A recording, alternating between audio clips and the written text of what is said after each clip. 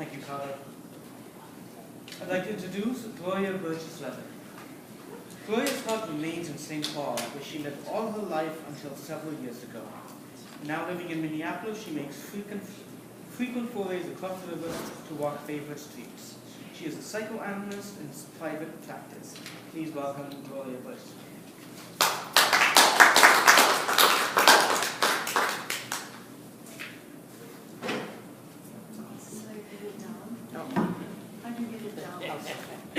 Everyone is different.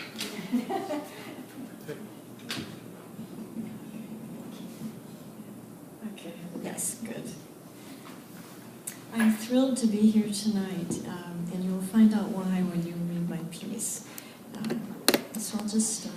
But I also want to say thank you to the St Paul Almanac people. This is my second year that I've had a piece in, and it has been just lots of fun to write the pieces and then also to do the readings. Going to the library, it's in the July section, I don't know what page. Early on, my library card was one of my most precious possessions. This small piece of heavy cardstock, about 3 by 4 inches, was my passport to the adventure of other worlds, and also to my own adventures. My first card was issued at the bookmobile that came on Fridays to my elementary school, Chelsea Heights, near Como Park.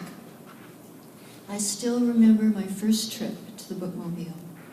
Not knowing what I was doing, and with few adults to help, I looked at book jacket pictures in the adult fiction section.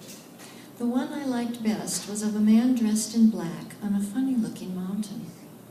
When I brought it to the librarian, she told me the book was too hard for me, and gently led me to the picture book section where she helped me make other choices.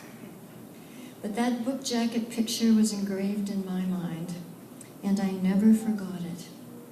Years later, when I was reading at a much more advanced level, I went back to the C's, always remembering where I had found it. Searching through the book jackets, suddenly there it was, A.J. Cronin's Keys to the Kingdom, a novel about a missionary priest in China. This book has had a continuous influence throughout my life. Even as a child, I became a kind of missionary for libraries and books. After gaining parental permission, I took every child on our block to get his or her first library card. It was exciting to start these kids on their reading journeys.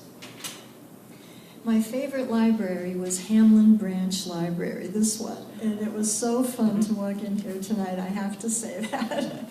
It has been years since I've been here. It's just lovely to be here. Located on Minnehaha Avenue, a half-block east of Snelling. A small, unassuming brick building, it housed treasures. In the summertime, the book reading program was always a big draw. I was good at reading books. In 5th and 6th grade, I read 6 books a week, and the summer was no different. I could easily have read more, but 6 was the limit to check out. I would plow through 2 the first day and then ration out the other 4 over the next 6 days. People called me a bookworm, and I was proud of that epithet, even as I cringed at some of the other nicknames kids gave me. Hamlin Library had so many more books than the bookmobile, shelf after shelf, a whole building's worth of books to revel in. Hamlin Library had other gifts, too. In the summer, the building was cool and hushed. On many afternoons, it was a quiet oasis of tranquility. Sometimes I would go to the encyclopedia shelves, and they were right back there through those arches. Getting them off the shelves was a challenge for a little girl like me. The World Book was the best. What wondrous knowledge was inside those covers. I would pick one at random and settle myself at one of the huge, heavy library tables, which actually are now downstairs. The librarian, the manager, was kind enough to show me one of those tables tonight. And I would lose myself in reading whatever caught my eye. I drank in the serenity and quiet that accompanied these hours, forever melding together learning and peacefulness. My love of learning was nurtured by that fortunate juxtaposition. I became very efficient at checking out books. I first opened the books to their back covers with the book card in its envelope, and then stacked the books one on top of the other. That way, the librarian could quickly pull out each card and stamp the due date in purple ink. It was fun to see which books were the most popular, as shown by how many due dates were stamped and how close the dates were in time to one another. Going home with a stack of heavy books was another matter. I walked the half block to the bus stop on Snelling and waited for the 4A or 4B bus. Sometimes the wait was as long as 20 minutes, and there was no bench to help ease the weight in my arms.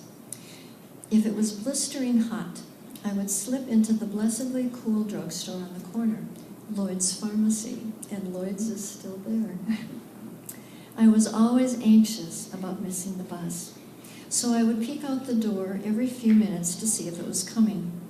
The air conditioning bill must have been a little bit higher on my library days. Safely on the bus, I would peruse my treasures, planning the order in which to read them. Once decided, I'd begin right then and there. Delicious summer days and nights of reading.